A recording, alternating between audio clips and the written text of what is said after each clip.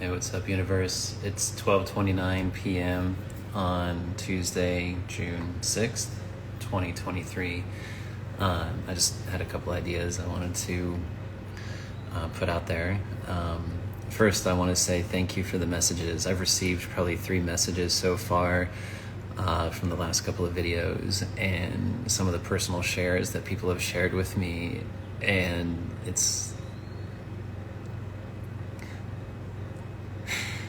I appreciate that because it's confirms I'm not alone. It supports that idea of what's personal is most general, right? Like, this is kind of the reason, and this is one of the things I wanted to bring out in this video is we're all artists. We are all artists. We are all artists of our life. And what was coming up for me is, like, do we all, like, in our own way, experience what other artists, not every artist, but do, like, other artists encounter and struggle with? Like, if I recall correctly, Eddie Vedder, the lead singer of Pearl Jam, when they first started, was so full of anxiety that he would not face the audience. If I remember right, he would perform with his back to the audience. And I'm just giving that as an example of, like, even the people that we may consider really strong or professional or kind of put them on some type of pedestal, we are all artists. And I think it's a belief of mine, as I was thinking into it and feeling into it, that we all have that fear of that judgment and of that ridicule, the path of least resistance. And because we are electromagnetic beings, right? Electromagnetism is a wavelength. Like, these are vibrations. We put out a vibe. I don't like the vibe from that person. It's an energy. It's legit an energy. And so our model is defined by all of these inputs, and we're not taught to be mindful and masters of these inputs. And so we see, we talk about kids, we talk about naming our children, like, oh, be careful what name you give them, because kids can be really mean. Cliques form, making fun of each other form, but that's all from what? That's all from how we're taught and modeled, and what are we bringing back? Like, what are our parents bringing back from their childhood? And our inner child, right? So our inner children, like, we all have inner children. And this goes to that wavelength, right? Like, what's the wavelength of that charge, right? I'll tell you what, some of our wavelengths are our entire lifetime. Sometimes we don't integrate that in, you know what I mean? So, like, these aren't just like, oh, every day or like, some of these wavelengths are huge in time, like, long in duration. And so what I get when I'm trying to illustrate with that is that that's a resource that's brought back. Something may have happened in the early years of childhood that are then now part of this resource that get brought back, because that wavelength is still occurring. This individual, I'm still here. I may not have even peaked on this thing yet, I may never, depending, right? And so something happens in childhood, boom. And then now there's this basically a new baseline is formed, right? Like, and it just keeps, because the wavelength. So now it's hard for me to kind of illustrate, but I think you can kind of grasp the concept of bringing things back. How are we relating to the now? And I guarantee you, we all have stuff from our childhood that we're like, oh, this is a resource. And a lot of times it's not conscious, which is totally fine. It's just that let's be aware that that's a thing. That's the first step. Let's just be aware that's a thing, and then we can start trying to figure out what the fuck's going on. And then another thing I wanted to talk about real quick around, like my relationship with Reese. There were definitely parts of it that weren't healthy, and Reese and I both acknowledge this. the two of us, and I know for sure, I'll just speak to me, had identities that created that relationship. We attracted each other for reasons.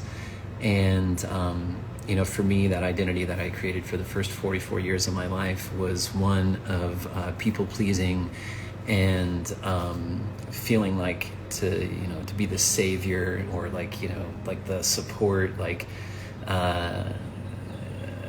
being the unending support, basically totally sacrificing myself in ways that were really out of alignment with my truth. And that was one of the interesting things as I went through, like at the very beginning of the year, I was really called by Reese and the universe very powerfully to get very, very honest with myself. And that was scary, because I was like, oh shit, like I had to really, really look back and connect with what was really real for me. What had I actually been ignoring? And my journals contained it. I would write, my truth was written out. My higher self was like, here it is. And I would go back to audio journals and I could hear it. And then even when I got super honest with myself, because Reese was my partner and she saw me outside of myself, there was a lot of truth that Reese was telling me about myself too, that I was totally ignoring. So there were these very real, like, hey, here's your truth. Hey, here's your truth. Hey, here's your truth. And then the identity that I had created was like, I don't give a shit. Because like the identity needed to willfully ignore the truth. It could not survive if the truth was to be, if I were to align myself with the truth. That identity would not survive. And so the identity was like, yeah, I don't give a shit about that truth, man. And that put me out of alignment with myself to a point where it was so dissonant that I couldn't go through that transformation in that relationship. It required me to remove myself from the relationship. And again, nothing that nobody did anything wrong, right? It was just awareness about myself. And so I just needed to clarify that as well. That I felt like that was an important thing to mention. Another thing is that I was just going to mention about, like, before I call Angela, because I'd like to talk to her, there's just always,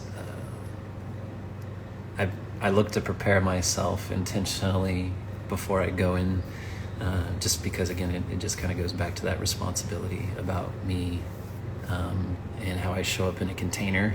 Not that Angela and I aren't in a deep, intimate relationship or anything, but yet each relationship has a container. And so I'm looking to prepare myself, because who knows what information or data I will receive from Angela during that conversation. And so if I just go in and I'm already wildly off base and I receive more data that puts me further off base, like, I was being irresponsible. So as best I can, I'm working on centering myself and keeping, even if I'm a little off center, at least connecting with the idea that, like, okay, goes back to that practice that I said the other day. I wouldn't want to do this all the time, but I will run into these situations where I may be called to be in a container and receive information that could not land well with me or put me off base. That's very, very possible in this particular scenario. I'm not saying it's going to happen. I'd be a fool, though, honestly, if I didn't prepare myself at least a little and at least consider that as a possibility. And maybe not a fool, but it would seem negligent. It would seem irresponsible on my behalf. It would be an irresponsible way to treat myself. And Angela.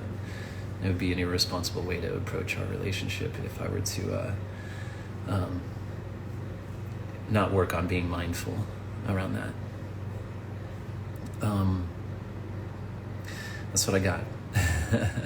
Thank you for being with me. Thank you for journeying with me. And thank you, too, for the shares And yeah, it was really interesting to receive those, because it was like, yeah, that's exactly what I'm talking about, right? Like the way that these patterns move down the line, and the reconciliation of where we received the data from. Like for me, it was my mom and a certain story or thing that she told me, and she was speaking her truth. She didn't intend for it to land the way that it did. And so there's a lot of work I had to do, and that I probably still do, around reconciling that and seeing myself in that, right? Because I have my own truths around my choices and the things that I say, and my kids have their response to that and what they've made that mean.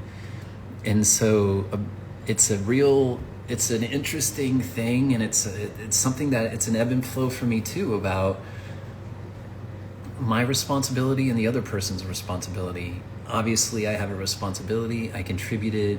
I made these choices. I said these things. And then on the flip side, there's the responsibility of the person receiving it, and what did they make it mean, and like, because again, I can't get inside of another person's head and have them see it exactly the way that I would, the full context, my full experience, my feelings, like truly my position. I could never get inside somebody's brain and actually bestow that upon them as much as I would like to. And so there's this like reconciliation of my own authority, my own agency, to be free to choose what's right for me regardless. And then also understanding that, because of that, like I may not be responsible for somebody's response to that. Like I can't control that. I am responsible for the impact that my choices create. So if that changes the dynamic of the relationship, I have to understand my responsibility in that. So that's why I don't blame. I don't like to blame anybody for their truth.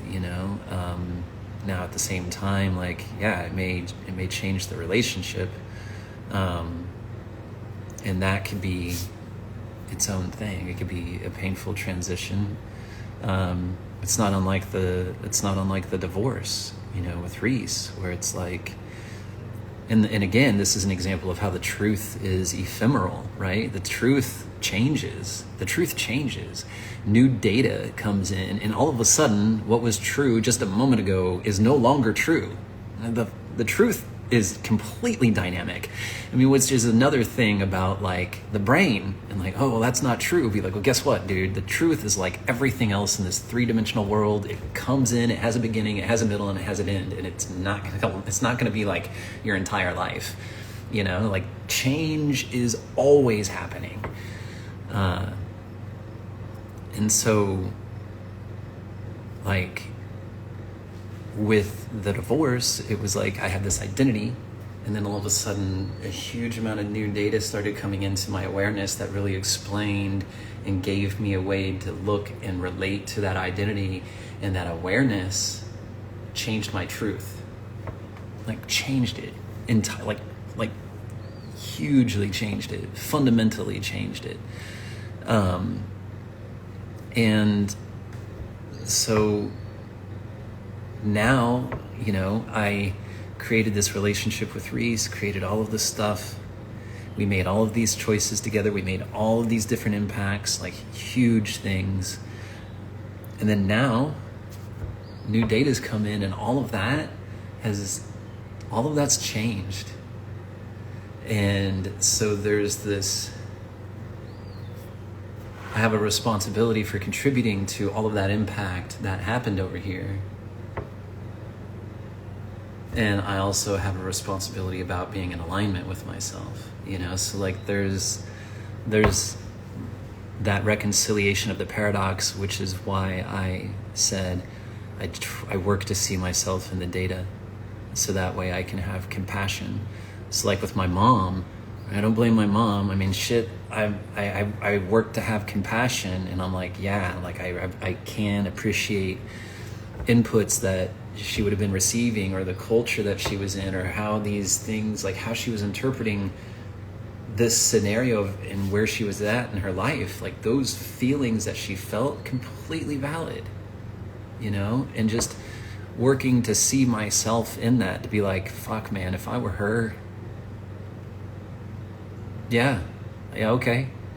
Would I maybe even say the same thing? Yeah, okay. Now, I can have compassion, right? Now at the same time, like, my mom's not entirely off the hook. She has a responsibility around contributing that. I have a responsibility around what I made it mean. She has a responsibility about like putting that out there. And it's up to the both of us on how we reconcile that as far as our relationship goes. Now individually, like, we have our own work around like what that means, and integrating in the repercussions of these things, and integrating in our responsibility towards, you know, each of these things. And then of course coming together, how that, you know, what does that mean for us in our relationship? And that's a different thing. You know, what are we bringing back, and how are we reconciling? Are we reconciling? You know, like that's the question. And I just really appreciate the shares, because this kind of stuff is hard, man. Right? I mean, that's work. That's work. You know, and so I just put it out there that I understand that the path of least resistance. I understand the effort. I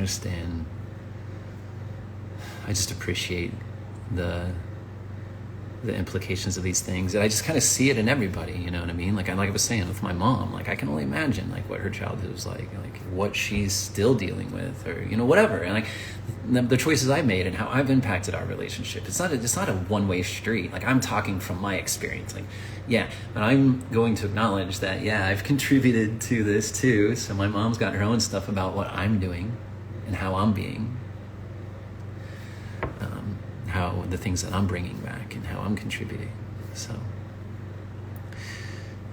anyway, I just kind of wanted to put that out there. So thank you again for watching. Thanks for being with me. I love you guys. And yeah, we are all artists. We are all artists. And I really believe that like the whole thing around, here's the thing with sex, is I view it as an entirely 100% connected to all of our creative expression. Every single individual is an artist. Every single individual has a creative expression, and that is deeply, deeply integrated into our sexual energy, because that is the expression that's used to create life. You know what I mean? Like another iteration of life, of consciousness. What more grand thing could you possibly manifest? You know, like another consciousness? You kidding? So the essence of sex is like the epitome of every single sovereign individual's creative force. And so my experience as a young 5-year-old, finding myself and enjoying myself and receiving that energy, really was like, okay, maybe that's not safe. There's a real judgment around that. You know what I mean? Like, oh, like, okay, like this is something to be ashamed of, right? Or to keep very private. And I'm not saying that like sex shouldn't be private. At the same time, I'm like, can we relate to it differently? You know, as a culture, as a society, as a species.